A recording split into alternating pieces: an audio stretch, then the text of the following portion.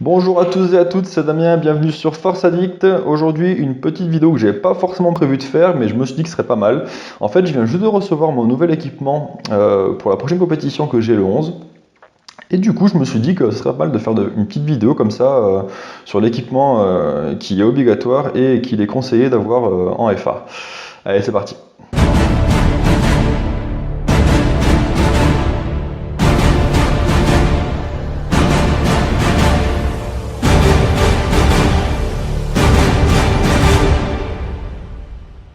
Alors, j'ai décidé de faire ça en deux catégories.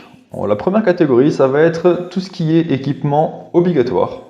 On n'a pas le choix, on est obligé de l'avoir à la compétition.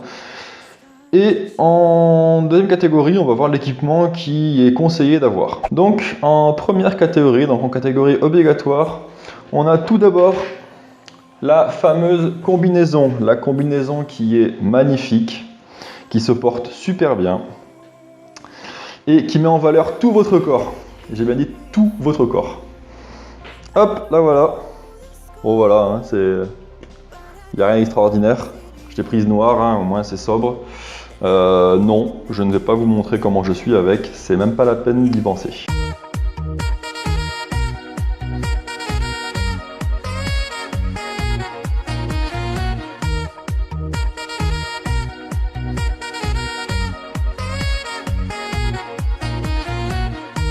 Et franchement, elle ne va pas comme un gant de chirurgien cette tenue. Par contre, j'aimerais bien connaître le nom du mec qui a inventé la tenue. Parce qu'il n'a pas pensé à un truc. Pour pisser, on fait comment, hein? Parce que là, je vois pas. J'ai beau réfléchir, je vois pas. Ensuite, on a tout simplement les chaussures. Alors, les chaussures, j'en ai deux types.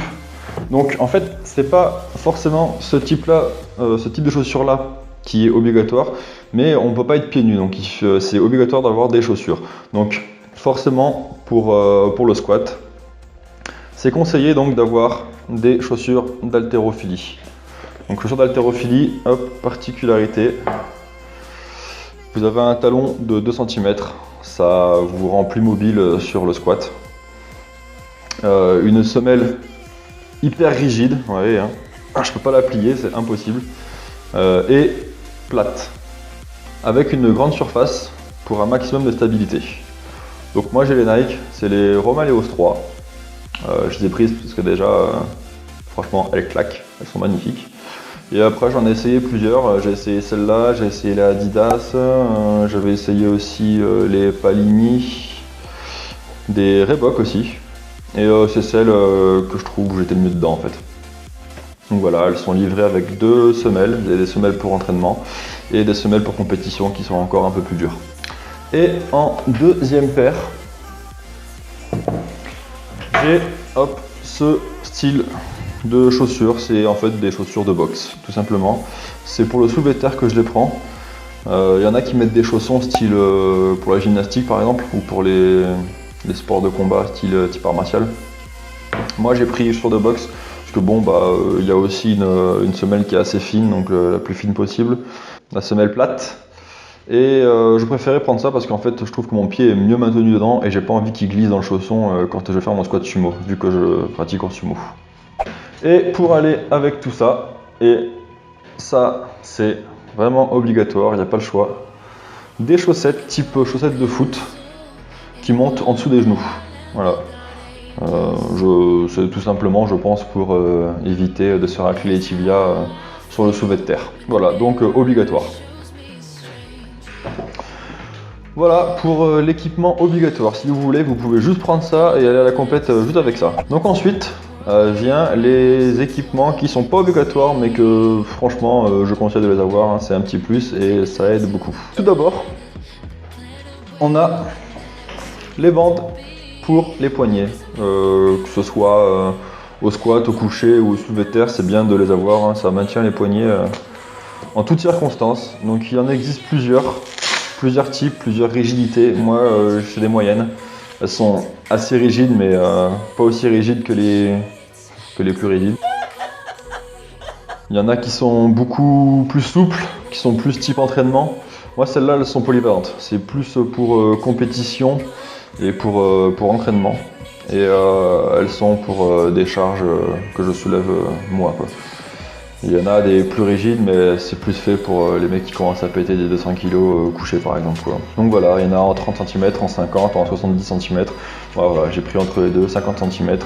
C'est pas mal, ça s'enroule autour du poignet et ça le maintient bien. Ensuite, on a les genouillères. Donc ouais, j'en ai qu'une, parce que pour la petite anecdote, sur le site, il les vendait pas par paire en fait, il les vendait à l'unité et j'ai pas fait gaffe, donc voilà, j'en ai recommandé une, elle va arriver. Donc bon, j'en ai qu'une à vous montrer, mais bon, hein, l'autre, forcément c'est la même. Donc voilà, jambière en néoprène de 7 mm, ça maintient bien le genou. J'ai pas encore essayé du coup, parce que je viens de les avoir, donc je n'ai pas pu les tester encore. Mais à mon avis, je pense que ça doit légèrement aider à être plus à l'aise sur le squat. Mais bon, on verra ça, non pas tout à l'heure vu que j'en ai qu'une, mais on verra ça dès que je recevrai la deuxième. Après, outil indispensable pour moi, je trouve, la ceinture pour maintenir les lombaires. Donc ça, c'est une ceinture à levier. J'ai pris ça, hein, c'est pas obligé d'avoir ce type de ceinture là, on peut prendre une ceinture normale comme les ceintures qu'on voit à Decathlon là, où vous avez un fermoir normal comme une ceinture que vous mettez sur votre jean, quoi. Là, cette ceinture à levier, vous la réglez une fois, vous n'avez plus besoin de la régler et ça sert un maximum, quoi. C'est vraiment type compétition, quoi. Donc voilà, ça a un certain coût. Ça coûte quand même entre 70 et 80 € suivant la marque. Donc voilà, pour moi c'est super important. Faut savoir que chaque équipement que là j'ai acheté, ils sont tous homologués IPF. C'est-à-dire que vous ne pouvez pas vous ramener avec la marque Decathlon à la compétition.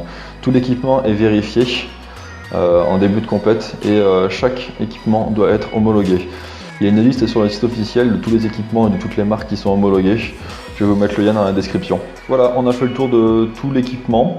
Il vous reste plus qu'à acheter un gros sac pour tout foutre dedans. Je vous remercie d'avoir regardé la vidéo, j'espère que ça vous a plu. Si vous avez des commentaires ou des questions, n'hésitez pas à me les soumettre. Si vous avez aimé, mettez un pouce bleu, si vous n'avez pas aimé, mettez un pouce rouge.